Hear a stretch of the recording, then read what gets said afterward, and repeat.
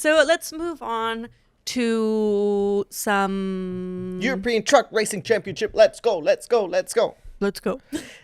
So I once again watched the 4 races that happened at the Le Mans track. So it's not the 24-hour race Le Mans track. It's the just the track. Bugatti circuit. Exactly, Bugattis, but they were not racing Bugattis. They were racing in trucks. It was once again actually really awesome racing. I'm obsessed with it. They have in 2 weeks. They have the last races of the season. 4 races of the weekend, 2 on Saturdays, 2 on Sundays. Exactly. 2 of those are reverse grid. They do about 11 to 12 laps per race. So it's like a 20-minute race, so it's easy, bite size. It's on YouTube. Yeah, the broadcast is usually about an hour because you have the preamble before the race and then the preamble after. Post-amble. Yeah, Post-amble, that's true. And then like podiums and stuff like that, and interviews. Few things I just wanted to point out. So Mark Taylor is one of the European Truck Championship. They have 2 different categories: the titaniums and the chromes, and he is in the chrome category, and he is kind of fighting for the championship. That's the second category. Yes. Yeah, just a really unlucky first race.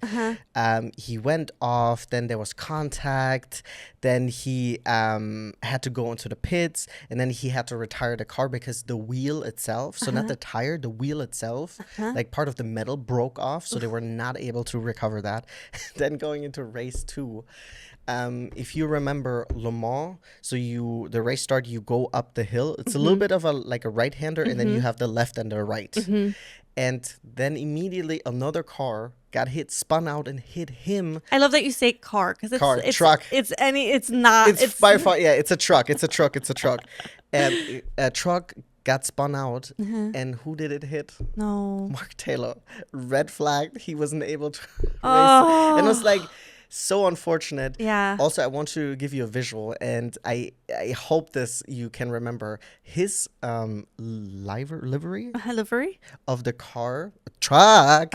Truck Reminds me very much of that one GT3 Mercedes that we saw in the GT World Series racing in Sonoma. Remember that was the wood? Yes. It has very much the same vibes to it. Okay, nice, nice. Okay, I'm glad that you remember that.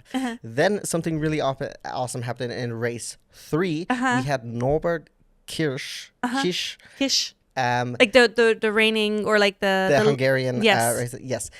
Spelled like kiss but pronounced Kish. Became 7-time European Truck Championship champion this 3rd race of this weekend. Nice. Congratulations to him. First time someone ever to win it 7 times. Oh, wow. He didn't win it 7 consecutively, but he won 7 overall. Fantastic performance.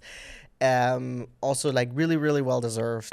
He's been doing really well, and he is a very dominant driver, and the team is all Hungarians. Oh, nice. So they're doing a wonderful job. Also Amazing. A championship that is quite dominated by Germans. I know. A lot of Germans. I noticed that too. Yeah, it's a lot of Germans in there. I think the second race was only Germans on the podium. And then in the lower classes, you also have some British, and there's also a Portuguese driver in there. So that was really, really awesome for him. Yeah. And then also, this just shows how good he is. So in the 4th race, Norbert Kirsch has unfortunately an incident, has to go off the track through the gravel, drops all the way from, I think he was 8th or 7th because it was a reverse grid, all the way to the end of the pack. So drops down to like 15th position. At the beginning of the 3rd lap, he was already back up in 7th. He is just a beast out there. I get that he was racing against chrome. Yeah. He's titanium, obviously. But what a racer. That is crazy. Yeah, also really exciting is that one of our hometown heroes, I would say, Steffi Halm, she got a podium. Nice. And she is still currently ahead to become to get 3rd in the overall championship. Nice. So she's been doing really, really well. And I think I'm gonna finish it up right here because it's there's so much to say, but it's awesome. If you can, YouTube, check it out. They have it under their live stream tabs, and then usually you can see it's like an hour long, the live stream, but you can scrunch it down to just 20 minutes. I usually don't watch the whole hour because I'm like chit chat. Yeah. Question. I was wondering. I mean, obviously they don't have like DRS. But does the slipstream work for them too in a way? Yeah, in a way it does. Right.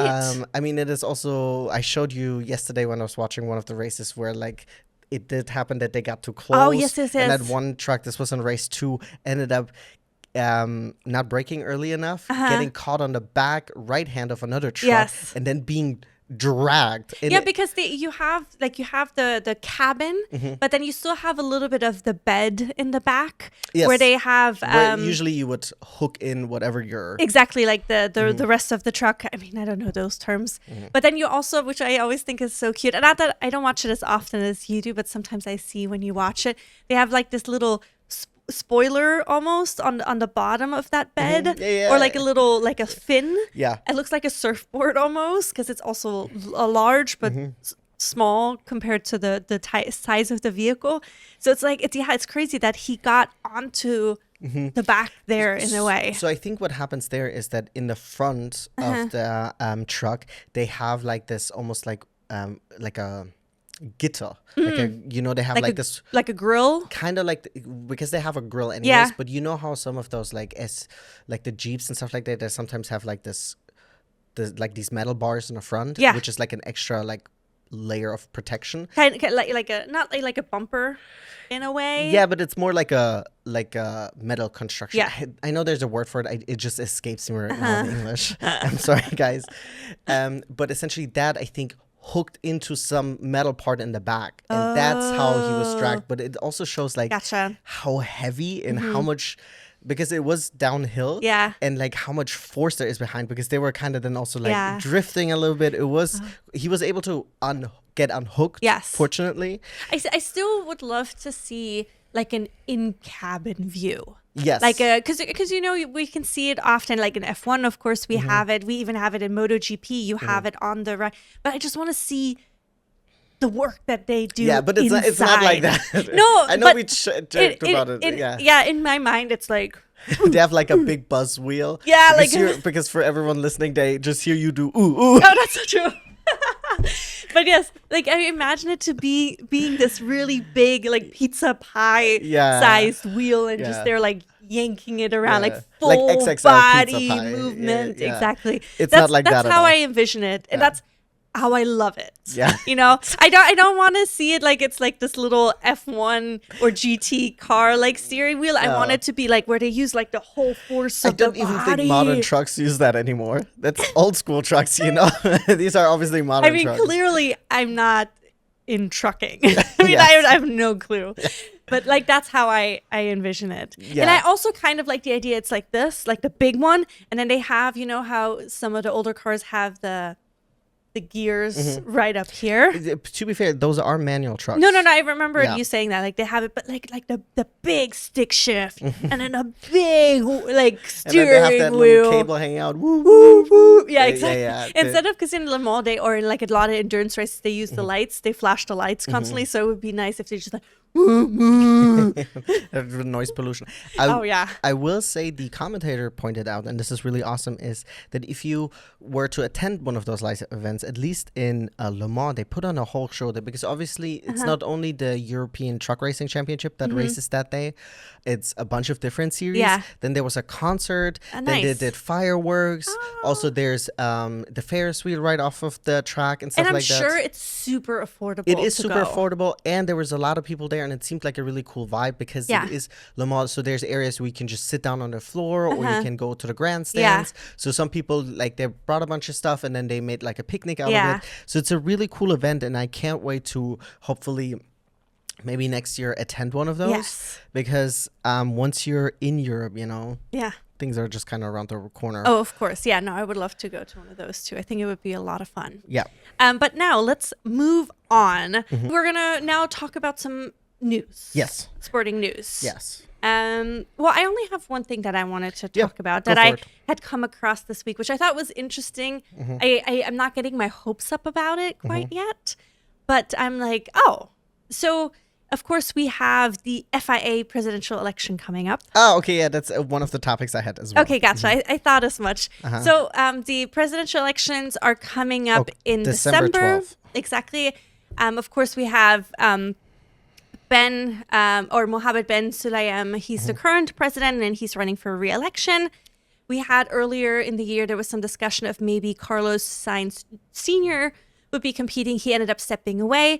However, we have Tim Meyer, who put his hat in the ring. He's an American motorsport official. And I mean, he's big in the industry. But now we have a third person who is considering throwing their hat into the ring. And it's the first woman to ever be potentially running for FIA presidency. Her name is Laura Villars, as she's a Swiss racing driver. Swiss Italian. She's 28, I believe, years old. And so she is running on, I think it's a similar platform as Tim Meyer, like just transparency, democracy, like clubs having more power. You know who was running on that promise as well? Ben. Oh. What happened? I wonder. So we'll see. I mean, we talked about it earlier this year. It is super difficult to get the support you need to win an FIA presidency. I have what you need right here. So so she hasn't officially put in her thing yet. Official nominations start on open on October 3rd, and she has until October 24th to submit her candidacy. And you need you need 10 members to I guess, vouch for you or whatever. And it is a Senate president, a deputy president for sport, a deputy president for mobility and tourism, plus 7 vice presidents for sport. In addition, any candidate needs to be backing of several member clubs to be eligible. I think maybe if she does now work, and then maybe in 4 years when there's a re-election, when she's 32 and she's done maybe more stuff, also like on the more quote unquote like political side of it, I think she might have a bigger chance. I think right now there's also this thought for me, it's because there's only so many people that can vote. So if you have 3 people, you're kind of splitting, maybe taking votes away from Tim, who has a higher chance of winning because he's also been around much longer and he has a bigger background so far. Obviously this comes also with age. And I don't want to take away from her ambition because, you know, I like what she's saying. I also like what Tim is saying. And I also liked what Ben was saying. What he used to say. I think in general, we're just in the situation that Ben has a lot of his own people in place that will vote for him. So I think to expect him to lose this is, I think, a dream. A dream. Now, I have a few other things I wanted to say about sports news or racing news. And once again, I want to take back again when I said that word gimmicky. It was the wrong word. It's not how I feel about it. I'm just a little bit worried. I'm like, I hope this comes from a genuine place of you know what? I also realized maybe the wording in the interview, maybe English is probably not her first language. So maybe there's something that's a little bit lost. Yeah, I don't know. I want to be careful about casting judgment about her motives, that she might have alternate motives. I hope she's genuine about running. But I want to think that for anybody who's running, you know, I think she's getting more criticism because she's younger, because she's, but yeah, I think we need to pick one person to run against Ben and just one person to have more of a chance to get him out of that seat. Yes. And if that's Laura, then Laura, I believe in you. Yes. But anyone really, then Ben. Yeah. It's a dream, but who knows? Yeah. Okay, so I don't know if you heard this. This is so ridiculous. That there's a wearable technology firm that has partnered with the Chinese military contractors who has been accused of harvesting the brain data from elite athletes, including F1 Charles Leclerc. Wait. So I guess I don't know what the wearable technology is. I don't know if it's like a bracelet, like a Fitbit or something like that. And they're currently partnering with the Chinese military contractors. Yes. And they're taking data from that and they sold it. I don't know if it's illegally or whatever. And I don't know if they're using this to create super soldiers. I don't know what they're using it for, right? But one of the people who was involved in that, where the data was stolen, the brain data, is Charles Leclerc. So they're getting sad boy. I mean, hey, Charles is probably one of the most gifted drivers with the worst car on the track. Yeah, no, I mean he's an But also a lot of sad emotions. He's an incredible athlete. He's also a good musician. Yeah. He has just major sad boy vibes. Yes. I also heard that he wears like a mood ring or something like that also does data, and they're currently apparently in talks with doing contracts with the Pentagon. So there's another military that might be stealing his data. Gotcha. Oh my goodness. God. It's like, this is like, fuck, dude. This is why we need to stop sharing all the data with anyone. Why are you allowed to use this and then sell it somewhere? Fuck off, dude.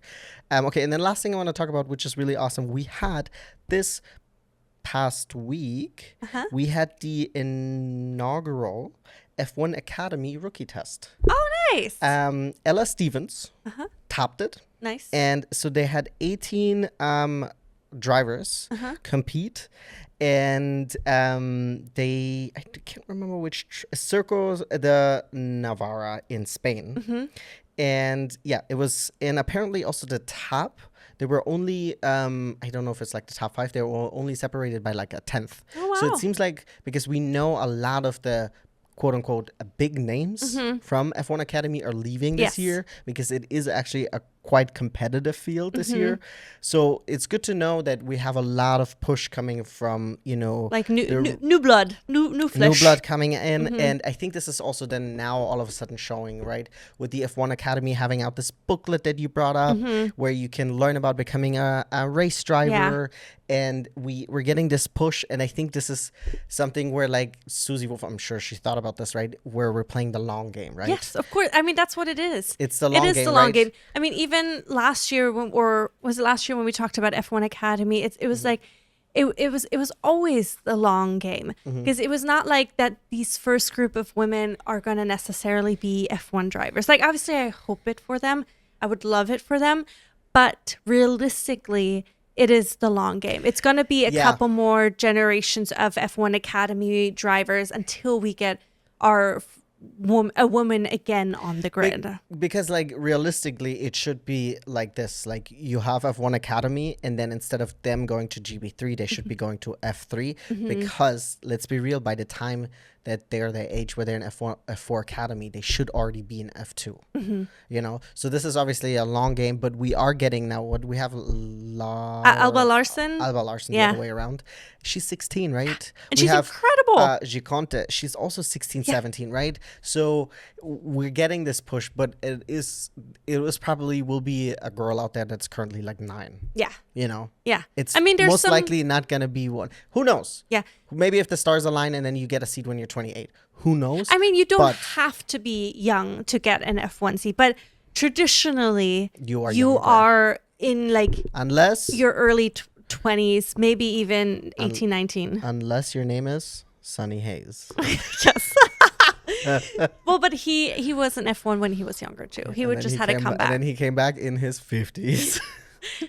Was he 50 in that race? In that race? I mean, in that Brad movie? Pitt was 50 for sure. I guess Sonny was ambiguous. But he was. Yeah. Listen, and then I hope that F1 Academy driver doesn't do the same thing as Sonny, and then oh my god, start dating her race engineer. Like, come on! F1 movie. The more I think about it, the more I want to forget. But anyways, I think that wraps up everything we wanted to talk about today. Yeah. So it was a good race weekend. We had some emotional races. We had some ups and downs. We had everything. Broken collarbones. Yes. But yes, so we'll be back on Thursday with our What to Watch. Yeah. And then we'll be back on YouTube and Spotify with our regular race recaps, race chats, what we do. So tune in for that. Like and subscribe. One last thing I forgot to mention. Sorry. Max Verstappen is officially confirmed now to be partaking in the 24-hour race of the Nürburgring next year. Oh, yes, next year. Yes, I saw. Yeah, I wanted to also quickly retroactively say something. Last weekend, I said that he raced in a Mercedes. It was actually in a Porsche. The car that I saw is his red line from the esports team that he's part of, where they race in gotcha. A Mercedes. But it wasn't a Porsche, which is so which cool. I might be rooting for him then if he's in a Porsche. Yeah, I don't know which team, but he was the test, because I know people were like, why? He's an F1 champion. Why can't he just race in there? The Nürburgring does its own licensing that is different because the Nürburgring is such a beast. Yes. And I think it's best because I we think saw it's what fine. happened to Nikki, and we don't want that. No, we no. need people to be safe. Yes, 100%. Anyways, thanks for tuning in. Like and subscribe. Bye. 5 stars. Love you. Bye.